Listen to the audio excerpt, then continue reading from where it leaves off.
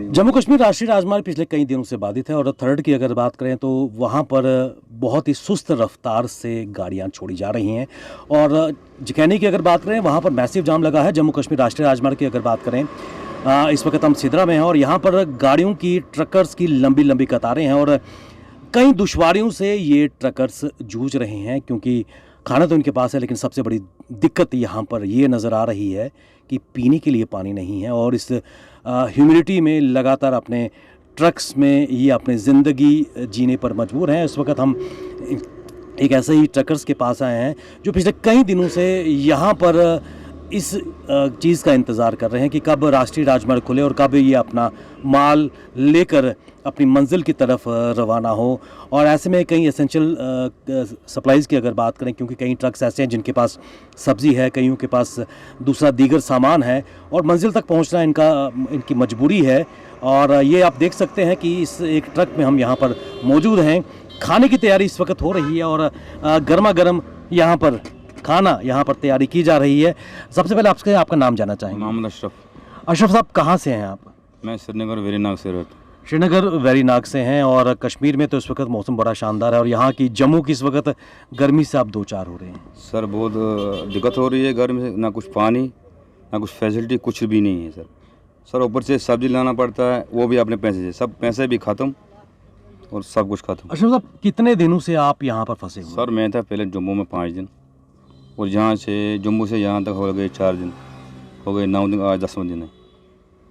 तो क्या क्या दुश्वारियाँ अभी तक आ रही हैं? सर पानी भी नहीं है, कुछ भी नहीं है, ना कोई फैसिलिटी, ना बाथरूम के लिए जगह है, कुछ भी नहीं है सर 1 किलोमीटर जाना पड़ता है उधर आगे नाले में। दुश्वारियाँ आपके सामने। और गाड़ी में क्या सामान लोड करके जा रहे हैं सर गाड़ी में लोड है आटा और चोकर। मतलब एसेंशियल सप्लाई की अगर बात करें? जी सर एसेंशियल सप्लाई। तो ट्रैफिक पुलिस वालों ने क्या बताया कि कब तक ये सर ये तो कुछ बता नहीं रहे हैं, खाली बोल रहे हैं छोड़ेंगे।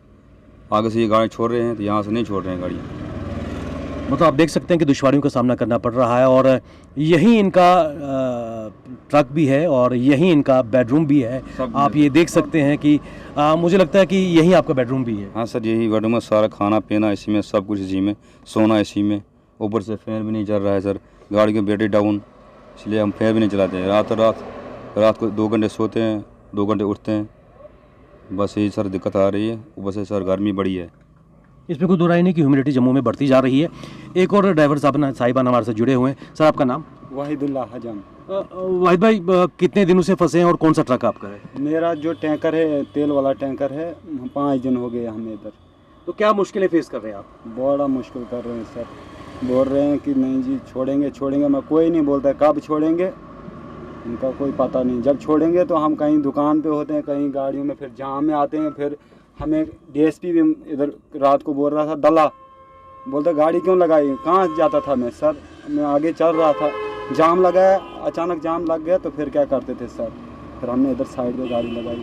तो भाई दुश्वारियाँ क्या आ रही हैं, कितनी मुश्किलात आ रही हैं? क्योंकि 5-7 दिन से लगातार यही आपका इस वक्त घर है, ये इतना छोटा सा एरिया में बैठे हुए हैं, क्या मुश्किल आ रही है? बड़ा मुश्किल आ रहा है सर। पीने के पानी की? पानी है ही नहीं सर। कल मैंने अपने मालिक को बोला, जम्मू में ही हमारा मालिक है, वो सर वो ला रहे थे कैनी से मतलब पानी, तब तक उन्होंने गाड़ियाँ छोड़ दी। तो हम इधर मस्जिद के पास जाते हैं पानी लाने, हम मस्जिद है इधर सामने, उधर से पानी लाते हैं। तो फिलहाल हम देख रहे हैं कि खाने की भी आप गाड़ी में ही तैयारी करते हैं। मुझे लगता है दस्तरखान सजा लिए हैं, लेकिन कितनी मुश्किलें इस वक्त आ रही हैं दस्तरखान को लेकर?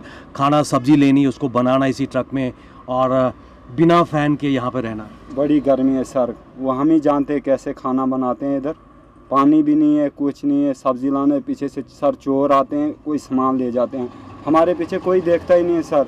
चोरी हो जाएगी, अगर हम चोर को पकड़ेंगे फिर पुलिस वालों को मतलब पकड़ लेते हैं, वो छोड़ देते हैं उन चोरों को। और मतलब जिसका कल हम उधर नरवाल चौक में मोबाइल ले गए, किसी के पैसे ले गए ड्राइवरों के, मगर कोई हमें मतलब पूछता ही नहीं है, कुछ नहीं है।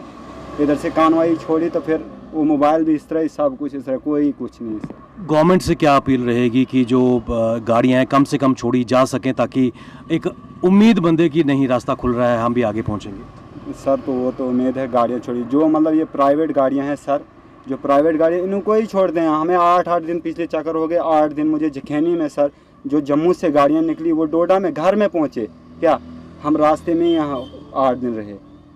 मतलब जो प्राइवेट गाड़ियाँ उनको छोड़ देते हैं। जब इन्होंने पहले करना था जखैनी, मतलब जो चौक था वो क्लियर करना था, उसके बाद इन्होंने सब गाड़ियाँ, रास्ते की गाड़ियाँ पहले क्लियर करनी थी, उसके बाद इन्होंने छोड़नी थी जो स्टेप गाड़ियाँ। हमें मतलब काल से इधर छोड़ा 10 किलोमीटर होगा ये सर। एक दिन हमें उधर नरवाल चौक में, आज हैं हम सिद्रा, इधर सिद्रा पुल पे बैठे हुए। अब इधर से छोड़ेंगे आगे फिर रोकेंगे। मुझे लगता है कि 15-20 दिन तक हम पहुंच जाएंगे, 20 दिन तक। यानी कि बकरा किस्तों में हाल हो रहा है। और अशरफ भाई, मैं आपसे जानना चाहूँगा क्या उम्मीद होनी चाहिए कि क्योंकि जब एलजीएम साहब भी, उन्होंने थर्ड का दौरा किया था, उन्होंने कहा था कि इसको वॉर फुटिंग पे इस रास्ते को खोला जाए, लेकिन national highway authority of India की तरफ से अभी भी वॉर फुटिंग पे खोला नहीं जा रहा। कल बारिश हुई है, दोबारा से दुश्वारियाँ वहाँ पे नज़र आ रही हैं। सर खोलना चाहिए सर, लेकिन वहाँ रोड इतना ख़राब है कि कहने की कुछ बात नहीं सर। अगर बारिश पड़ेगी तो फिर रोड बंद।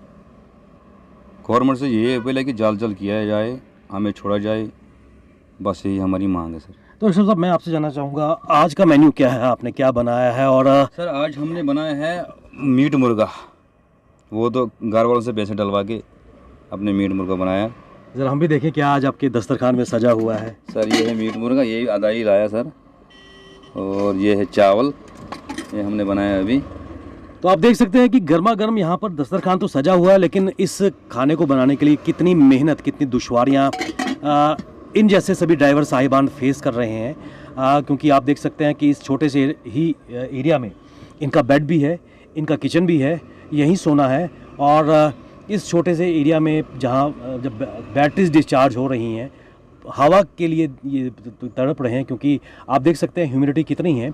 हम सभी इस वक्त पसीना पसीना हो रहे हैं, क्योंकि ह्यूमिडिटी लेवल बहुत ज़्यादा हाई है। बरसात का ये मौसम है और इसके बावजूद भी हौसलों की कोई कमी नहीं है। और ये उम्मीद कर रहे हैं कि सरकार इस हाईवे को जल्दी से जल्दी रिस्टोर करे। और जो एसेंशियल सप्लाई की अगर बात करें, चाहे कश्मीर की जाने वाली है, डोडा जाने वाली है, या बाकी दीगर एरियाज़ में जाने के लिए जो है, चिनाब वैली की अगर बात करें, यहीं से होकर गुजरती है। और अशरफ भाई, क्या दरख्वास्त रहेगी कि जल्द से जल्द इसको ठीक किया जाए? हाँ सर, जल्द से ठीक किया जाए, हम भी अपने मुकाम पे पहुँचना चाहिए।